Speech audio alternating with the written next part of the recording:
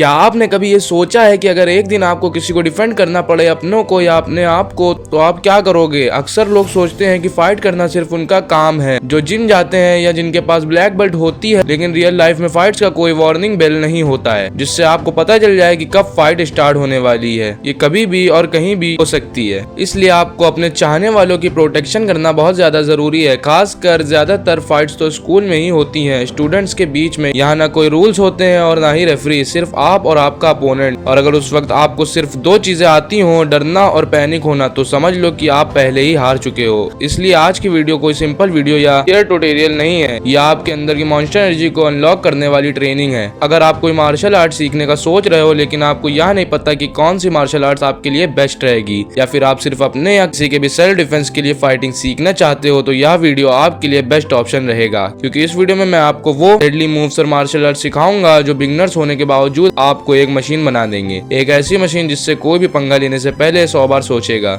मेरी इस वीडियो में बताए गए सभी मार्शल आर्ट्स और मूव्स आपस में कनेक्टेड हैं, इसलिए अगर आप किसी को भी स्किप करते हो तो आपको वीडियो सही से समझ में नहीं आएगा, जिससे आपका सिर्फ टाइम वेस्ट होगा और आपका नुकसान ही होगा। इसलिए आई होप कि आप लोग इस वीडियो को एंड तक जरूर देखोगे। तो अब बिना टाइम वेस्ट किए स्टार्ट करते हैं। अगर आपको फाइट करना सीखना है तो पहले सीखना होगा कि कैसे पंच किया जाता है। Boxing is not just a sport, यह एक battle tested brutal combat system है जो आपको सिखाता है कि कैसे किसी को 2 सेकंड में ग्राउंड पे गिराया जा सकता है। अगर आपको सिंपल बट पावरफुल बॉक्सिंग सीखना तो आपको सिर्फ 4 पंचेस, जैब, क्रॉस, हुक और अपर कट सीखना होगा। लेकिन टाइमिंग, एंगल और प्लेसमेंट सही हो तो एक ही पंच फाइट खत्म कर सकता है। अगर आपको फुटवर्क स्ट्रांग होगा तो आपका स्टैटिक टारगेट नहीं होगा, आप फाइट में मूव कर सकते हो, डॉज कर सकते हो और काउंटर भी कर सकते हो। इसलिए मैं तो यही कहूंगा कि आप पहले अपने फुटवर्क पर काम करना चाहिए। और जो मैंने अभी 4 पंचेस बताए उन्हें आप थोड़ी सी ट्रेनिंग से ही सीख सकते हो। जब आप बॉक्सिंग सीखते हो तो आपका कार्डियो लेवल गिर जाता है। फाइट में सबसे ज्यादा स्टेमिना की जरूरत होती है और बॉक्सिंग आपको वही सिखाता है। बॉक्सिंग के हर पंच में एक डिसिप्लिन छुपा होता है। जब आप बॉक्सिंग करते हो तो अपने इमोशंस पर कंट्रोल पाते हो, जैसे फियर, एंगर और पैनिक। अगर आप बिगनर हो तो आपको बिल्कुल भी फाइट करनी नहीं आती है तो बॉक्सिंग आपके लिए एक अच्छा ऑप्शन हो सकता है। बट इसके कुछ डिसएडवांटेज हैं, जैसे लिमिटेड टूल, इसमें सिर्फ आप हैंड्स का ही यूज कर सकते हो,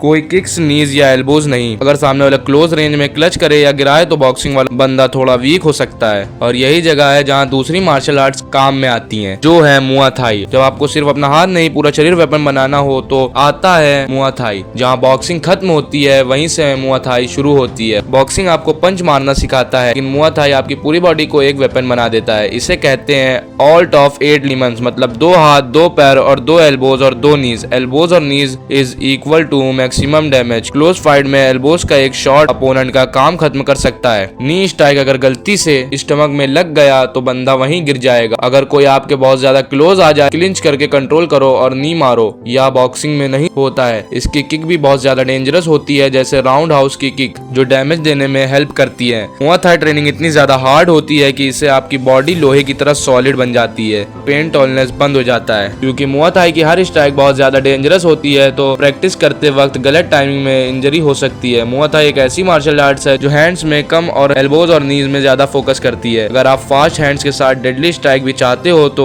मार्शल आर्ट आपके लिए एक गेम चेंजर होने वाली है, जो है जीत कुंदो।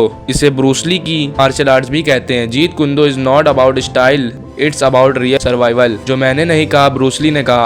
अगर मैं सिंपल लैंग्वेज में कहूँ तो जीत कुंदो एक साइकोलॉजी है, एक सिस्टम है जिसमें आप सिर्फ एक स्टाइल फॉलो नहीं करते, आप हर उस चीज को सीखते हो जो फाइट के समय सच में काम करता है। इसमें हर मूव सीधा काम करता है, no flashy kicks, no show, और सामने वाले के मूव्स को फील करना और उससे पहले ही उसे रोक देना, यही इंटरप्शन का ऑल्ट है। जी को सुनने में जितना अच्छा और सिंपल लग रहा है उतना ही मुश्किल है। इसे सीखना बिगिनर्स के लिए थोड़ा कंफ्यूजिंग हो सकता है क्योंकि इसमें कोई ट्रेडिशनल स्ट्रक्चर नहीं है या पूरी तरह से डिपेंड करता है आपकी अंडरस्टैंडिंग पे। अगर आप लेजी हो तो यह मार्शल आर्ट्स आपको डिसिप्लिन नहीं देगा। इसे सीखने के लिए आपको खुद से एफर्ट्स लगाने पड़ेंगे। तो इसका कंक्लूजन ये निकालता है कि अगर आप बिगनर हो तो आप बॉक्सिंग से स्टार्ट कर सकते हो और फिर मुआ थाई, और फिर जब आपका डिसिप्लिन अच्छे से बिल्ड हो जाए तो आप जीत कुंदो भी स्टार्ट कर सकते हो।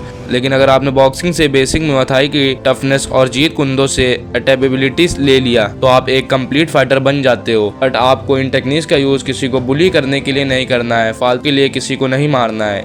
इसका यूज सिर्फ आपको अपने डिफेंस के लिए करना है। तो कैसी लगी आपको आज की वीडियो? अगर ये वीडियो आपको पसंद आई हो तो इस वीडियो को लाइक कर दो और चैनल को सब्सक्राइब कर दो और कमेंट में बताओ आप सबसे पहले क्या सीखोगे।